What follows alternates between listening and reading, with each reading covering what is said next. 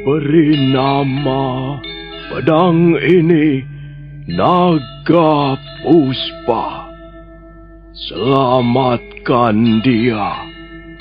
Jangan sampai jatuh ke tangan pendekar berwatak jahat.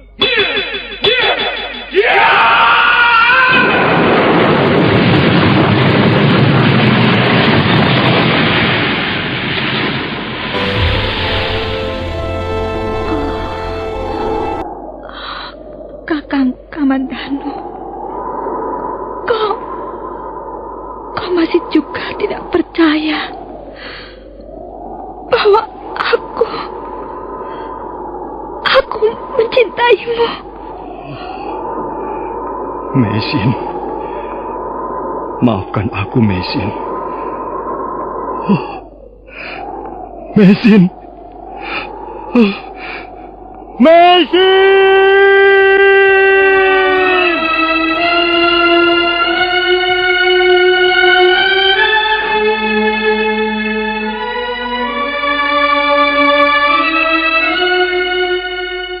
Tutur Tinula.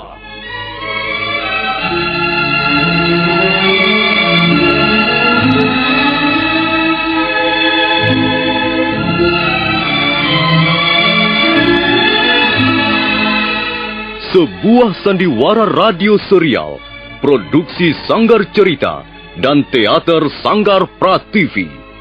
Sebuah kisah dengan latar belakang sejarah runtuhnya Singasari dan berdirinya Kerajaan Majapahit.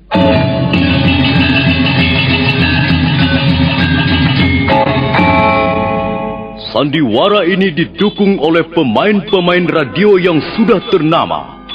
Ferry Fadli, Ivone Rose, dan Eli Ermawati.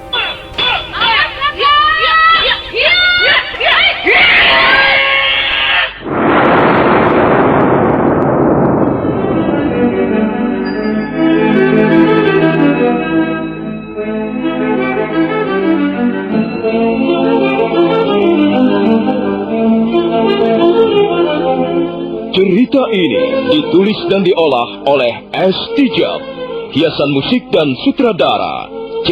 Ispriyonoka. Kali ini mengetengahkan episode ke-12 dengan judul Naga Puspa Kresna.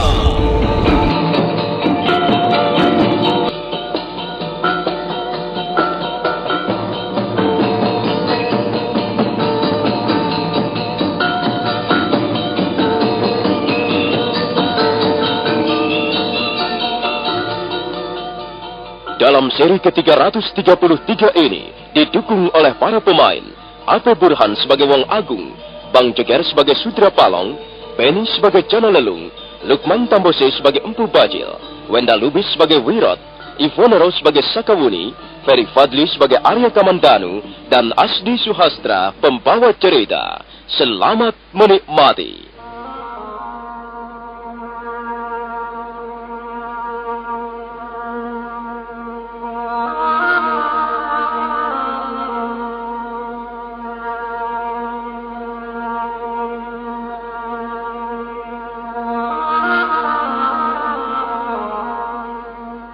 Wong Agung atau Guru Jana Mahadwija telah memberikan tambahan aji segara geni kepada Empu Bajil. Dan Empu Bajil telah mampu menyerap ilmu tersebut, sehingga memperoleh tingkatan yang cukup tinggi. Setelah Empu Bajil pergi, Wong Agung kembali ke Padepokan Tengger. Ketika menginjak halaman rumahnya, dia melihat Sudra Palong dan Jana Lelung tengah bercakap-cakap di serambi depan. Dia sudah pergi. Dia sudah meninggalkan Padepokan Tengger. Kalian berdua tidak perlu memikirkannya lagi. Apakah Kakang Bajil telah memperoleh apa yang diinginkannya, Guru? Benar, Sudra Palong. Bajil telah memperoleh apa yang diinginkannya.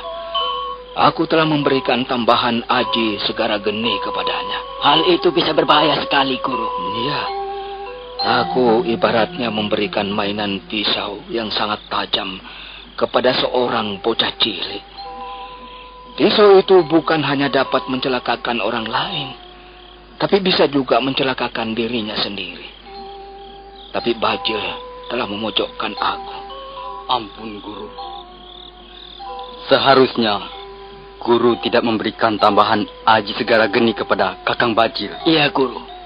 Guru terlalu bermurah hati kepadanya. Ampun, Guru. Maaf, Guru. Bukannya kami berdua iri, tapi memang sebenarnya Guru tidak perlu memberikan tambahan ilmu apapun kepada Kakang Bajil.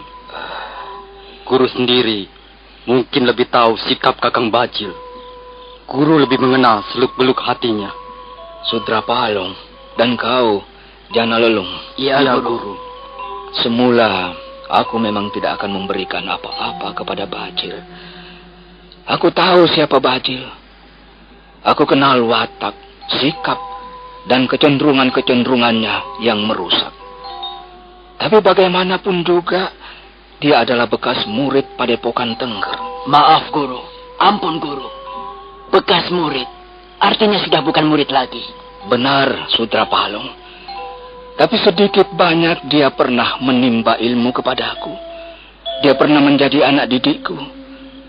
Sampai mati, orang yang bernama Bajil itu tidak dapat mengungkiri, tidak dapat menyangkal bahwa Wong Agung pernah membentuk dirinya, bahwa Wong Agung pernah memberikan dasar-dasar pengajaran yang baik kepadanya, bahwa akhirnya dia tersesat jalan.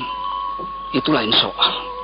Karena itu, Sudra Palung, aku tidak punya pilihan yang lain kecuali meluluskan permintaan Bajil. Dalam hal ini, aku harus bisa bertindak bijaksana. Kalau misalnya permintaan Bajil tetap kutolak, tentulah dia akan kecewa dan sakit hati. Dan dia akan menganggapku sebagai guru yang pelit ilmu, guru yang tidak bertanggung jawab. Karena itu, Sudra Palung dan kau, Jana Lelung, bagi seorang guru, murid tidak lebih dari segumpal lempung atau tanah liat. Lempung yang baik tentu akan mudah dibentuk menjadi wujud-wujud atau pernyataan-pernyataan diri yang baik. Sebaliknya, lempung yang kasar dan mawur tentulah akan sulit untuk dibentuk menjadi apapun juga.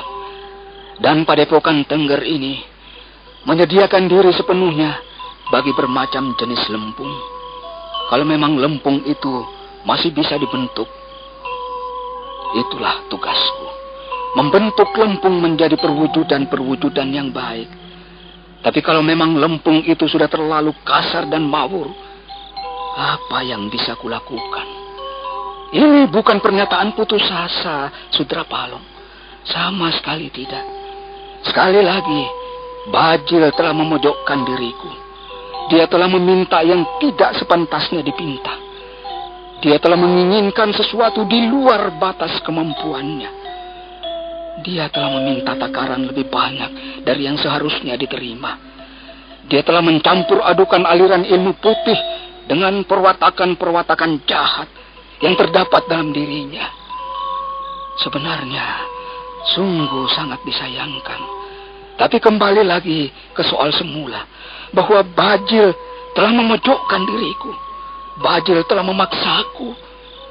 Dan aku tidak diberi kesempatan untuk menentukan pilihan yang lebih baik, kecuali meluluskan keinginannya. Sudahlah, Sudra Palung. Sudahlah, Jana Lelung. Kalian berdua tetaplah menjadi murid-muridku yang terbaik. Masa depan Padepokan Tengger ini terletak di tangan kalian berdua. Soal Bajil sudah kuanggap selesai. Dia tidak bakalan berani kembali lagi ke lereng Tengger. Dia sudah kuanggap sebagai telur busuk. Lupakan saja dia. Lupakan saja bekas saudara seperguruanmu yang bernama Tong Bajil itu.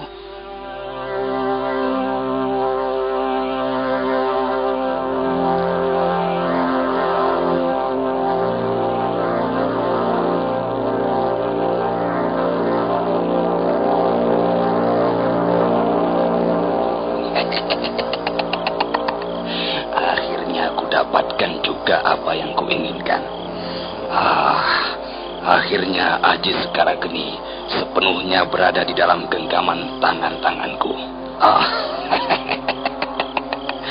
Dengan Aji Sekarageni yang begini dahsyat, aku pasti akan dapat meraih apa saja yang kuinginkan di dunia ini.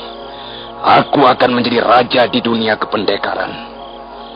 Tapi aku masih belum puas. Aku masih belum puas kalau belum dapat membinasakan orang yang bernama Arya Kamandanu dan merebut pedangnya itu. Tapi aku tidak terlalu terburu-buru. Lebih dulu aku harus tekun berlatih. Dan untuk itu, aku membutuhkan suatu tempat yang nyaman dan aman. Di tempat itulah aku akan memperdalam Aji Sekarageni, melatihnya siang malam, sehingga ilmu itu merasuk sampai ke tulang sumsumku, sampai ke urat-urat darahku. Empu Bajil kelihatan sangat girang. Sudah sejak tengah malam tadi dia meninggalkan lereng Tengger. Fajar mulai menyingsing dan Empu Bajil meneruskan perjalanannya. Perjalanan menuju suatu tempat di mana dia akan melatih ilmu atau Aji Sekarageni.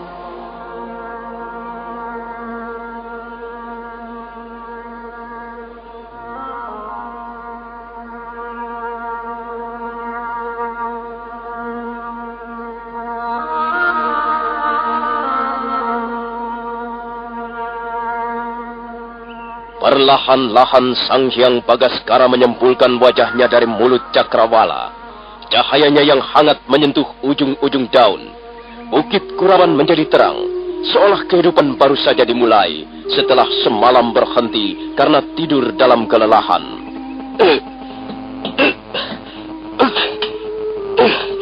Aduh, batu-batu ini keras sekali. Sampai kapan aku harus menggali? Tapi aku tidak boleh berhenti bekerja. Harta kekayaan peninggalan guru berada di dalam sana, terkubur bersama runtuhan batu-batuan. Aku harus terus membongkar batu-batuan ini dan menemukan kembali lempengan-lempengan batu bergambar itu. Paman Wirat, Paman Wirat. Ada apa Nini Sakauni? Saya kira Kamandanu sudah putus asa, Paman Wirat. Sudah beberapa hari kita menggali batu-batuan ini tanpa hasil yang memuaskan. Setiap kita gali, maka batu-batuan yang di atas runtuh menimpa mulut goa. Nampaknya memang usaha kita tidak memperoleh kemajuan, Paman Wirat. Tapi kita harus terus berusaha, Nini Sakauni. Ada apa, Nini? Di mana Angger Kamandanu? Sakauni tidak menjawab. Dia hanya mengulurkan selembar daun rontal kepada Wirot. Dan Wirot segera membukanya dan membaca tulisan-tulisan yang berada di dalamnya. Paman Wirot, kita sudah beberapa hari menggali batu-batuan yang menyumbat mulut gua tanpa hasil yang memuaskan. Memang sayang sekali. Lempengan-lempengan batu itu memang harus dapat kita keluarkan kembali. Harta kekayaan warisan Paman Ranubaya harus kita selamatkan. Tapi saya menjadi jenuh, Paman. Saya bosan dan saya menjadi putus asa. Karena itu saya bermaksud mencari cara yang lain untuk memahami apa yang tertulis di atas lempengan-lempengan batu. Saya akan pergi barang beberapa hari, Paman. Mudah-mudahan saya mendapat petunjuk di tengah jalan nanti. Barangkali saya akan pergi tidak terlalu lama.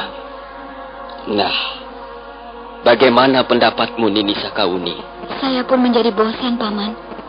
Sepertinya usaha kita akan sia-sia saja. Batu-batuan yang menyumbat mulut gua itu terlalu banyak jumlahnya. Dan lagi sangat berbahaya kalau kita terus menggali. Karena dinding gua sebelah kiri bisa ikut runtuh, Paman.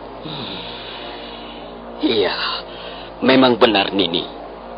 Tapi sayang sekali. Terus terang, saya tidak bisa meninggalkan tugas dan pekerjaan ini. Jadi, Paman Wirat akan terus menggali? Benar, Nini. Saya akan terus menggali. Terus menggali. Karena hati kecil saya tidak rela melihat kekayaan guru terpendam di dalam ruangan goa. Saya juga mengalami seperti apa yang dirasakan Kamandanu, Paman. Saya menjadi jenuh. Saya menjadi bosan. Kukira sebaiknya saya menyusul Kamandanu. Angger Kamandanu tidak akan pergi terlalu lama. Sebaiknya Nini menunggu saja di sini. Kami berangkat dari Istana Majapahit bersama-sama, Paman. Kami mengemban tugas dari Sang Prabu Kertarajasa. Lalu apa yang akan Nini Sakauni lakukan sekarang? Ya, itulah, Paman. Sebaiknya saya menyusul Kamandanu. Baiklah, Nini. Dan nanti setelah Nini menemukan Angger Kamandanu, ajaklah dia kembali kemari. Ya? Mungkin masih ada yang bisa kita bicarakan mengenai lempengan-lempengan batu itu. Baik, Paman Wirot. Saya mohon diri. Hati-hati, Nini.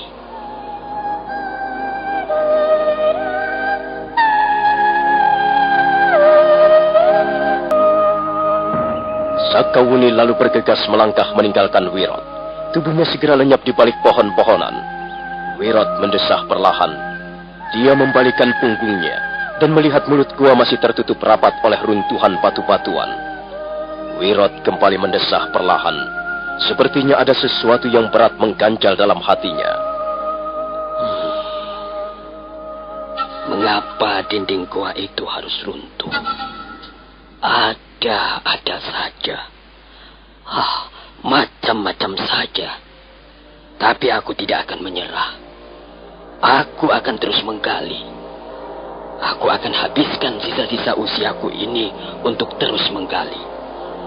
Aku harus menyelamatkan harta warisan peninggalan guru.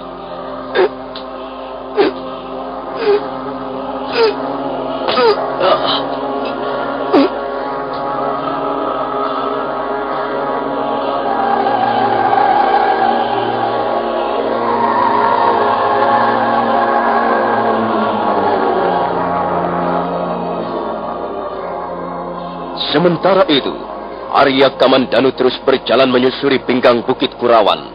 Dia terus melangkah turun perlahan-lahan dan akhirnya kakinya menginjak tugu batas desa Kurawan, desa kelahirannya. Tiba-tiba hatinya menjadi sedih. Sekalipun sudah banyak mengalami perubahan, tapi Arya Kamandanu masih dapat mengenang beberapa tempat yang menyimpan peristiwa-peristiwa mengesankan dalam hidupnya. Dia terus melangkah. Dia terus melangkah dan melangkah.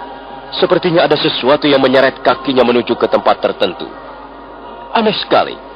Entah siapa yang membawanya kembali ke tempat itu.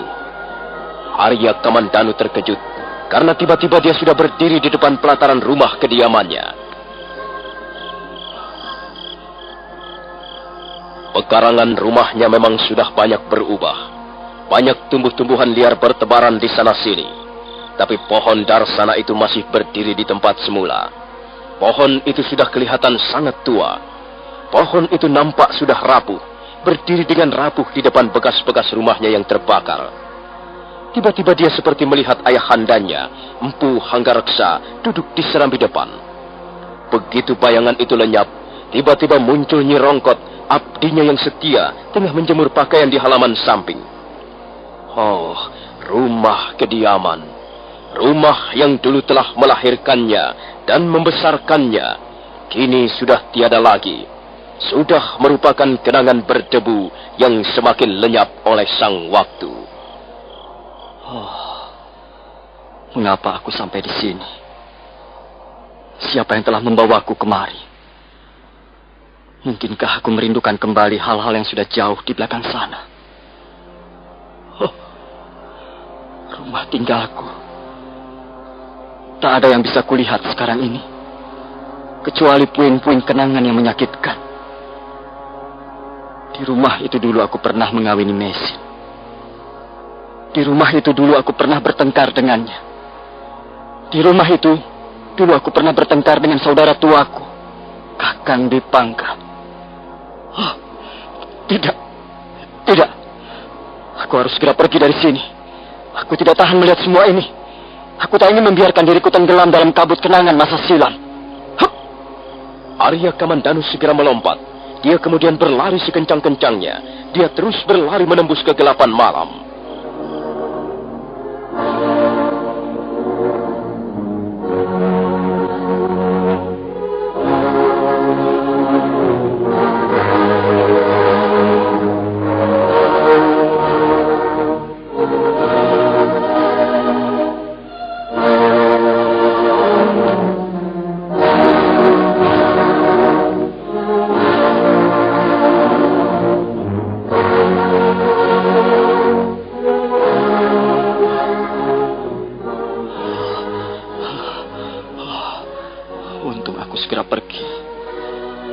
Mati membeku jika teringat semuanya itu. Di mana aku sekarang ini? Dan bangunan apakah itu?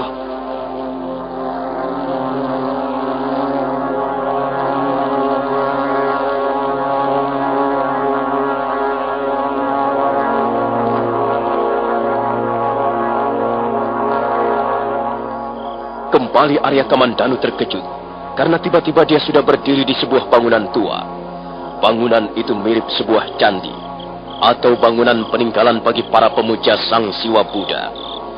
Arya Kamandanu segera dapat mengingat kembali bangunan apa itu. Candi Walandit.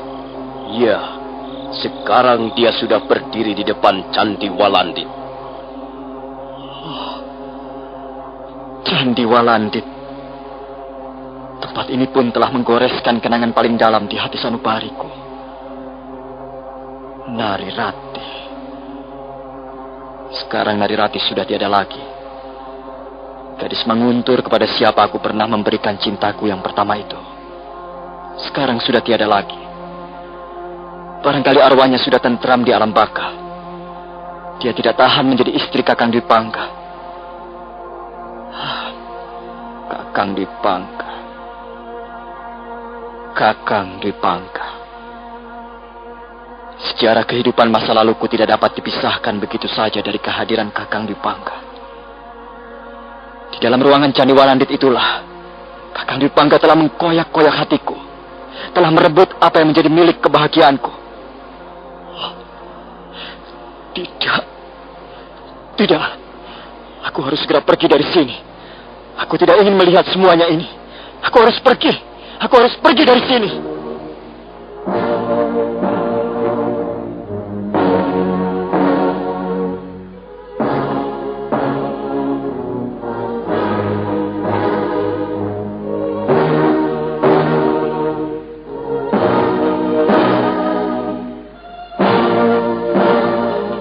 Akhirnya Arya Kamandanu kembali berlari meninggalkan halaman Candi Walandit.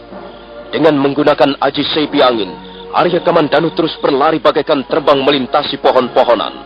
Sebentar kemudian dia sudah keluar dari wilayah desa Kurawan, tapi dia masih terus saja berlari. Aku tak ingin melihat semuanya ini. Nyala, wahai kenangan. Pergilah sejauh-jauhnya. Pergilah dan tinggalkanlah Arya Kamandanu.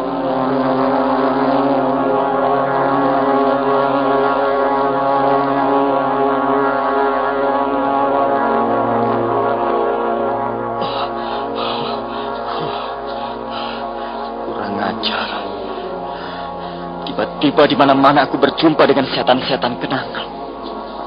Untuk apa aku mengingat semuanya itu? Tiada gunanya. Di mana aku sekarang ini? Sepertinya aku sudah jauh. Ya, sudah jauh meninggalkan desa Kurawan. Arya Kamandanu melihat keadaan sekitarnya. Ada sebuah jalanan berbatu memanjang di hadapannya. Di sepanjang tepian jalan tumbuh pohon-pohon panggang, pohon-pohon sejenis pohon beringin.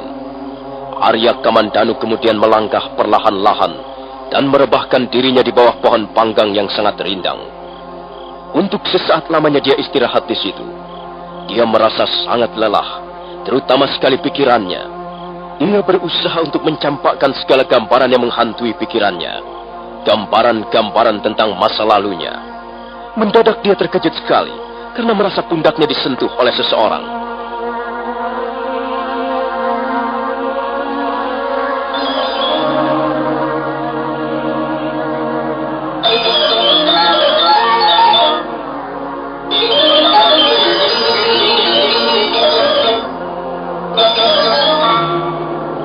Arya Kamandanu segera membalikkan punggungnya dan dia melihat seorang laki-laki tua berdiri di hadapannya. Laki-laki tua itu berpakaian seperti halnya pakaian seorang petani. Walaupun malam gelap, penerangan hanya dari cahaya bintang-bintang yang bertaburan di atas langit. Namun Arya Kamandanu dapat melihat laki-laki itu tersenyum ramah. Nah, siapakah laki-laki tua itu? Dan apa yang akan dialami oleh Arya Kamandanu selanjutnya? Saudara pendengar, silakan menunggu seri berikutnya. Sampai jumpa.